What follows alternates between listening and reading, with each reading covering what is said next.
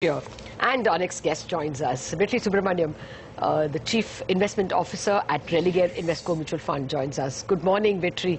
What a victorious day, victorious mood the market is in. Well, what should the budget have to not disappoint the market?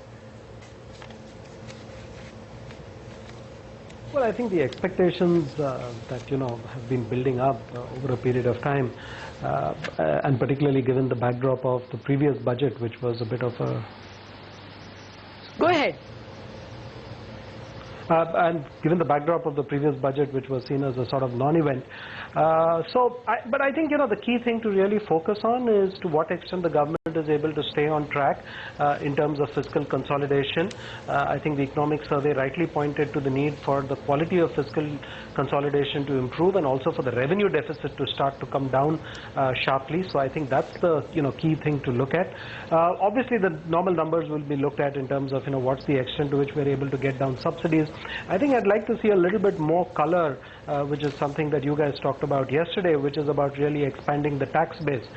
Because if you look at the numbers in the budget, the total cost of subsidies to the government of India, whichever way you calculate it, is about 3% of GDP. So we can squeeze that out through DBT, through what they're now calling JAM, maybe to 1.5% of GDP. But the big problem is that our tax receipts as a percentage of GDP are very, very low compared to any other nation.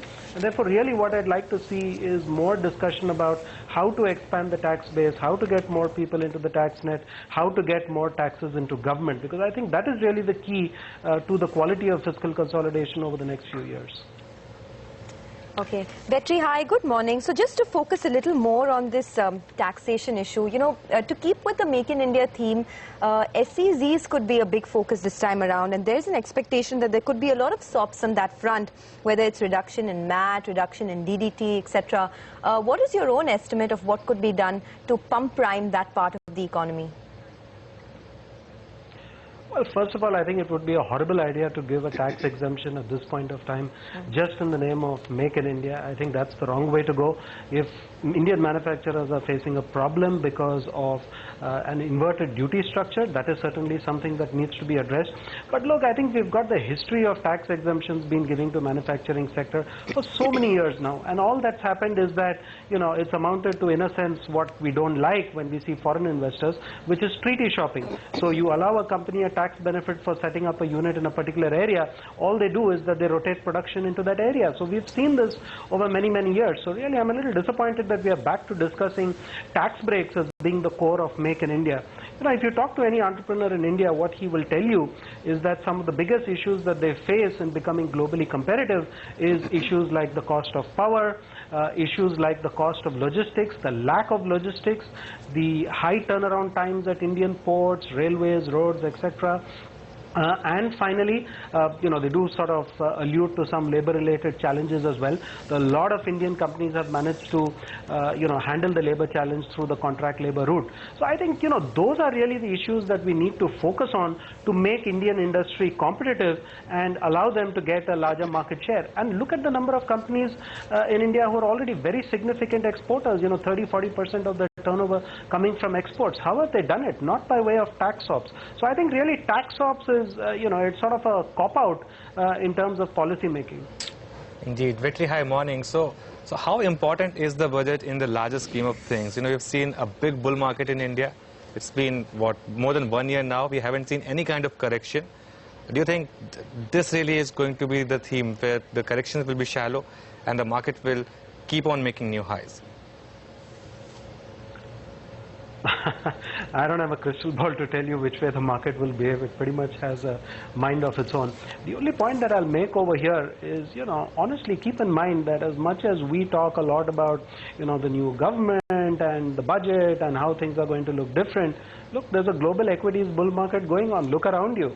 I can point to several dozen markets which are all making new highs. This is the 6th year of a global bull market in equities which has been going on. I was just looking at the performance of the Russian market in local currency terms, not in dollar terms. it's at its 2010 high, not too far from its 2008 high. So the reality is that there is a global bull market in equities.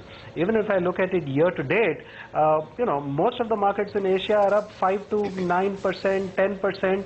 So I don't really see India's performance in that sense being very different from what's happening elsewhere.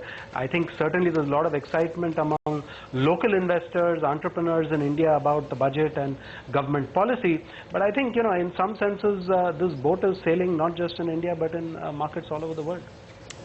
Oh, okay. That makes us a little more modest, perhaps. But still, Vetri, over yesterday and today, and in fact, maybe getting into this budget, can you decode the market's mind? Why is it so cheerful? What is this big expectation? No, Lata, that's not my skill set, so I'm not trying to interpret what it is doing. But let me give you a little bit of look back in terms of what's the history of what's happened, let's say, since Mr. Jaitley's budget in, I think, July to yesterday, and we were just looking at what's moved the market from that budget, the budget that he gave in July to yesterday. Interestingly, the best performing sector, and this might come as a surprise to you, is the pharmaceutical index.